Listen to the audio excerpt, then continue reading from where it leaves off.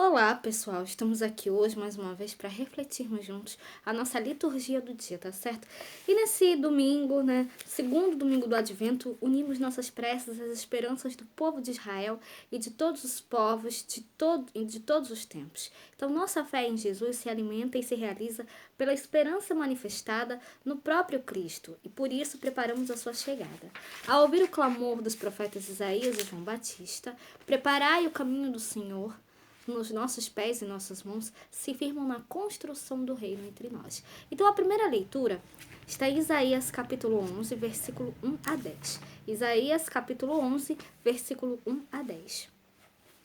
Porque brotará um rebento do tronco de Jessé, e das suas raízes um renovo frutificará. E repousará sobre ele o Espírito do Senhor, o Espírito de sabedoria e de inteligência, o Espírito de conselho e de fortaleza, o Espírito de conhecimento e de temor do Senhor. E deleitar-se-á no temor do Senhor, e não julgará segundo a vista dos seus olhos, nem repreenderá segundo o ouvir dos seus ouvidos, mas julgará com justiça os pobres e repreenderá com equidade os mansos da terra. E ferirá a terra com a vara da sua boca, e com o sopro dos seus lábios matará o ímpio. E a justiça será o cinto dos seus lombos, e a verdade o cinto dos seus rins.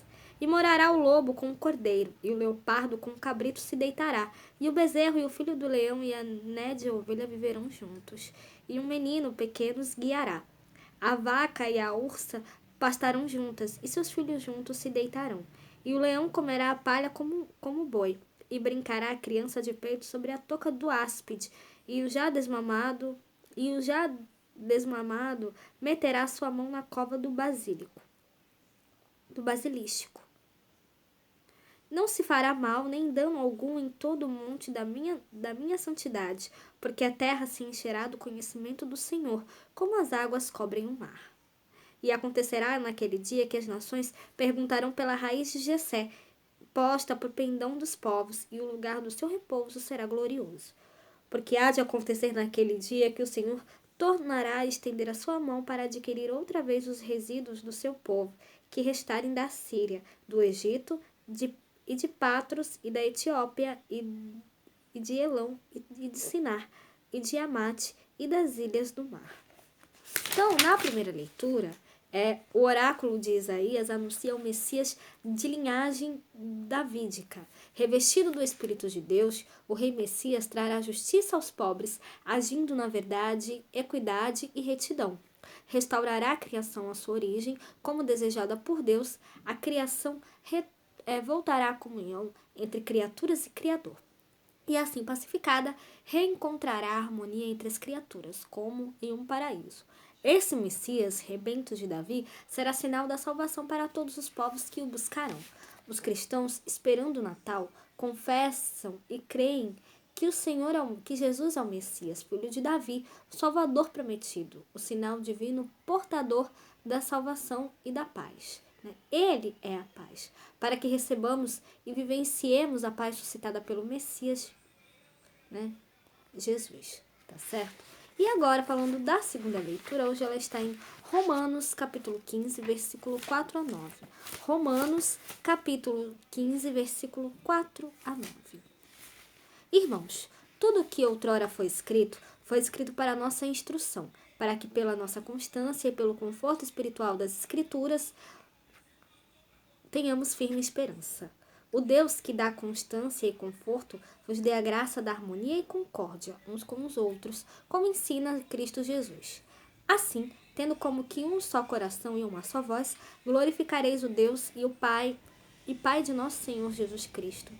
Por isso, acolhei-vos uns aos outros, como também Cristo vos acolheu, para a glória de Deus. Pois eu digo, Cristo tornou-se servo dos que praticam a circuncisão, para honrar a veracidade de Deus, confirmando as promessas feitas aos pais. Quanto aos pagãos, eles glorificam a Deus em razão da sua misericórdia, como está escrito. Por isso vos glorificarei entre os pagãos e cantarei louvores ao vosso nome. Então, na segunda leitura, Paulo exorta a comunidade, a concórdia, a acolhida mútua, como Cristo acolheu a todos. Então, que nós possamos sempre acolher uns aos outros, assim como Cristo nos acolhe, tá certo? E agora, falando do Evangelho, hoje ele está em Mateus, capítulo 3, versículo 1 a 12. Mateus, capítulo 3, versículo 1 a 12. Naqueles dias, apareceu João Batista pregando no deserto da Judéia e dizendo: Arrependei-vos, porque é chegado o reino dos céus. Porque ele é anunciado pelo profeta Isaías, que disse: Voz do que clama no deserto, preparai o caminho do Senhor, endireitai as suas veredas. E este João tinha o seu vestido de pelos de camelo e um cinto de couro em torno dos seus lombos, e alimentava-se de gafanhotos e de mel silvestre. Então ia ter com ele Jerusalém e toda a Judéia e toda a província adjacente ao Jordão. E eram por ele batizados no rio Jordão, confessando os seus pecados. E vendo ele muitos dos fariseus e dos saduceus que vinham ao seu batismo, disse-lhes: Raça de víboras, quem vos ensinou a fugir da ira futura? Produzi, pois, frutos dignos de arrependimento, e não presumais de vós mesmos, dizendo: Temos por pai a Abraão, porque eu vos digo que mesmo destas pedras Deus pode suscitar filhos a Abraão. E também agora está posto o machado à raiz das árvores, e toda árvore, pois, que não produz bom fruto, é cortada e lançada no fogo. E eu, em verdade, vos batizo com água para o arrependimento. Mas aquele que vem após mim é mais poderoso do que eu, cujas alparcas eu não sou digno de levar. Ele vos batizará com o Espírito e com fogo. Em sua mão tem a pá e limpará sua eira, e recolherá no celeiro seu trigo, e queimará a palha com fogo, que nunca se apagará.